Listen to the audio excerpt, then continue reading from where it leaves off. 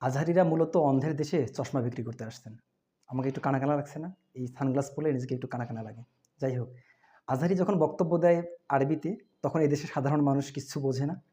আবার যখন ইংরেজিতে বক্তৃতা দেয়, তখন আবার এদেশের অ্যারাবিয়ানরা সেটাকে বুঝতে পারে না বা ধরতে পারে না। একটা কথা ভালো করে খেয়াল রাখা দরকার, কোনো ল্যাঙ্গুয়েজকে অন্য ল্যাঙ্গুয়েজে ট্রান্সলেট করা যায় না। আক্ষরিক অর্থে এটার ভাবানুবাদ বুঝে নিতে হয়। হুবহু কখনো একটা ভাষাকে অন্য ভাষায় অনুবাদ করা যায় না। ভাবানুবাদ বুঝে নিতে হয়। আক্ষরিক অর্থ ধরে নিতে হয়। এখন সমস্যাটা হচ্ছে যে আজহারি কেন কথায়, কথায় ইংরেজি বলে? আর ইংরেজি বলার কারণে ইয়াং জেনারেশনের একটা বড় অংশ তার দিকে ধাবিত হচ্ছে, ঝুঁকে যাচ্ছে তার দিকে। এই হিংসার কারণে এমনটা হচ্ছে।